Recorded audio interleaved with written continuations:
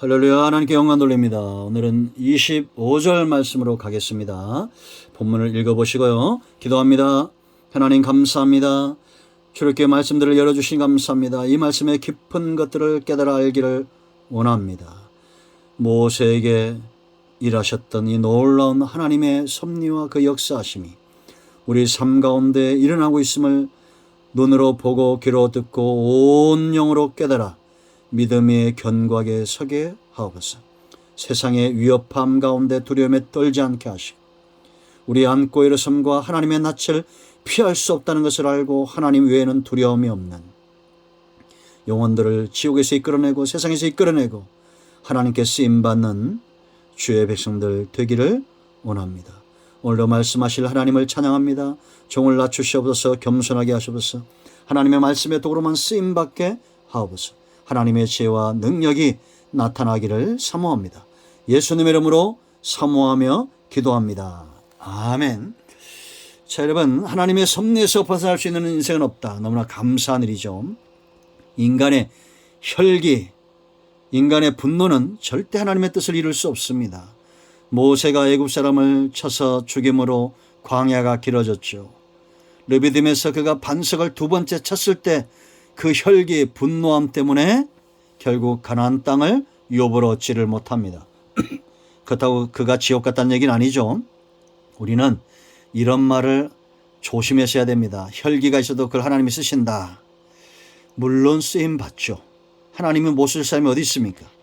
그러나 겸손하고 낮아지고 아집과 고집을 버리고 하나님이 기뻐하시는 모든 분복을 누려야 됩니다. 자, 이제 22절, 23절부터 25절까지 말씀을 볼 텐데 중요한 교훈들이 있습니다.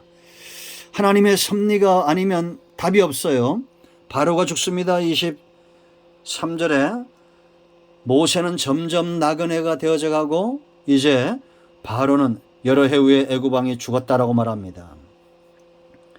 왜 죽었을까요? 시간의 제약이 있기 때문이죠. 하나님은 제약이 없습니다. 인간의 능력은 한계가 있습니다. 하나님은 그 능력에 한계가 없습니다. 인간의 지혜도 인간이 가진 모든 것들을 하나님은 한계가 있도록 만들었습니다. 그래야 하나님을 의지하기 때문이죠. 바로는 누구냐? 자기의 능력과 자기의 한계를 스스로 뛰어넘고 자기를 의지하고 신처럼 되고자 했던 자들입니다. 여러분, 지금 피라미드, 스핑크스 이런 거 보세요. 흉물이 되어져 가잖아요. 그런데 사람들은 지금 또 그것의 신비함을 연구하고 있습니다. 그게 뭐 신비합니까? 오직 인간의 한계만 드러내고 있을 뿐이에요. 그러나 우리가 얘기할 것은 바로가 죽어도 고통은 계속된다. 환경이 아무리 바뀌고 사람이 아무리 바뀌어도 하나님 편에 서지 않으면 모든 인생은 별 볼 일 없다, 이렇게 보시면 돼요. 여러분, 지금 다음 정권을 또 바꾸자는 소리가 나옵니다. 지금까지 이 나라는 정권 바꾸다가 볼 일 다 보는 것 같습니다. 대통령이 바뀐다고 이러면 바뀌어지겠습니까? 아닙니다. 하나님을 두려워하는 하나님의 섭리를 믿는 성도들의 그 중심 심보가 바뀌어야 됩니다.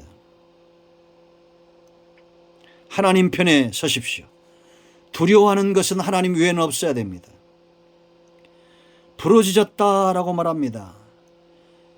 이스라엘 자손은 고된 노동으로 말미암아 탄식하며 부르짖으니, 고된 노동으로 말미암아 부르짖은 소리가 하나님께 상달되었다. 고난이 축복이죠. 왜냐? 절대 죽지 않습니다. 바로도 고난도 사단의 역사도 절대 우리의 생명을 해할 수 없어요. 이때 비법은 고난이 오면 부르짖어야 돼요. 언제까지? 하나님께 상달된다라는 겁니다.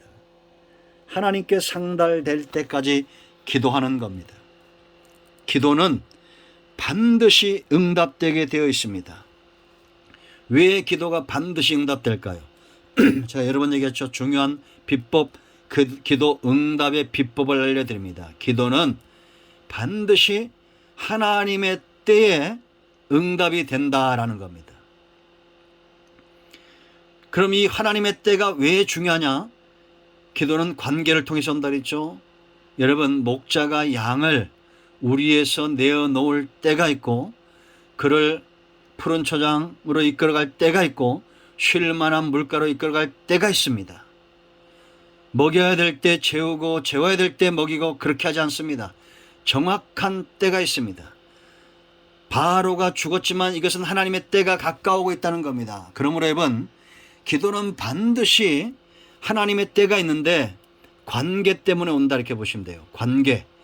목자는 양을 이끌어야 될 책임이 있죠. 왕은 그 백성을 다스려야 할 책임이 있습니다. 이 관계입니다. 우리가 예수 믿는 순간 하나님과의 관계가 맺어지는 거예요. 이 소리가, 부르짖는 소리가 하나님께 상달되었다라고 말합니다. 때가 되었어요. 양이 음매하고 옵니다. 그러면 대적 때문에 우는지, 배가 고파서 우는지, 병들어서 우는지 알겠어요? 모르겠어요? 안다라는 겁니다. 목자는 양의 소리만 들어도 알아요. 왜냐? 관계가 깊어진 능숙한 목자고 숙달된 농부이기 때문입니다. 탁월한 왕이십니다. 여러분들이 우리가 부르짖어 골방으로 들어가면 이미 구하기 전에 아신다라고 말합니다. 왜냐? 하나님은 뛰어나신 분입니다. 그러므로 여러분, 천지 만물은 없어져도 하나님과 맺은 이 언약 관계는 절대 없어질 수 없기 때문에 여러분, 하나님께 상달될수록 기도하십시오. 그런데 놀라운 것은 이들이 이렇게 하나님께 나아가 기도할 수 있었던 이유가 뭐예요? 고난 때문입니다. 그러니까 사단은 기도하도록 부추기는 것 외에는 그거 할 수 없어요. 우리를 죽이려는 목적으로 달라들지만 결국 하나님은 그 사단의 역사와 세상의 위협과 세상 나라의 위협을 통해서 그걸 채찍질 삼아 기도의 자리로 부르신다라는 겁니다.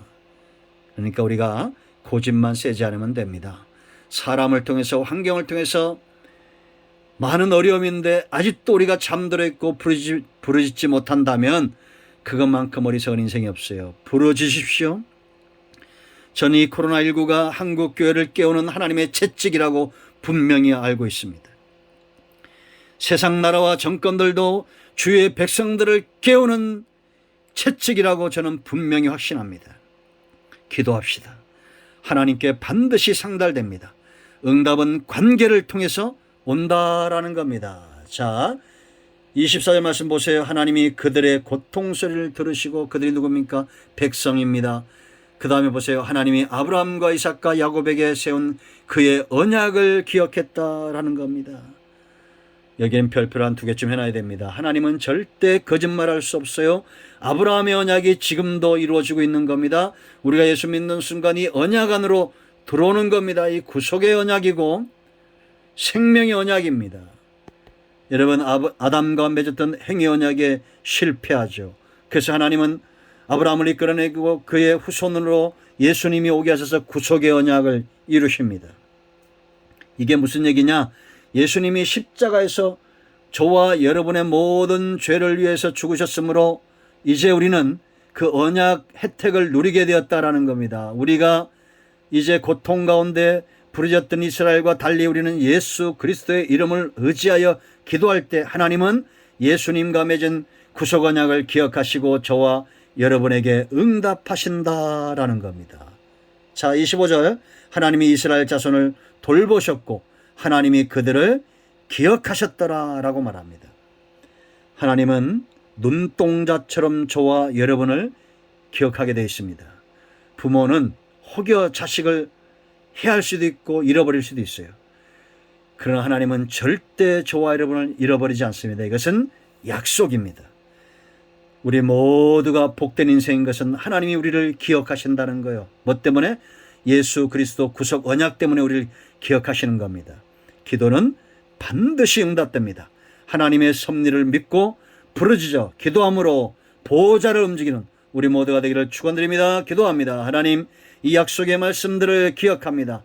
이 말씀대로 되게 하옵소서. 예수 그리스도의 이름을 의지하고 기도하는 모든 죄의 백성들을 축복하시고 저들의 영적인 문제, 범사의 문제, 직장의 문제, 사업의 문제, 자녀간의 문제, 질병의 문제, 그것이 무엇이든지 예수 이름 붙들고 기도할 때마다 저들이 있는 곳에서 응답하시고 하늘의 문을 열어주시고 하나님의 영광과 하나님의 언약과 하나님의 일하심을 위하여 기쁘게 하나님께서 응답하시기를 원합니다.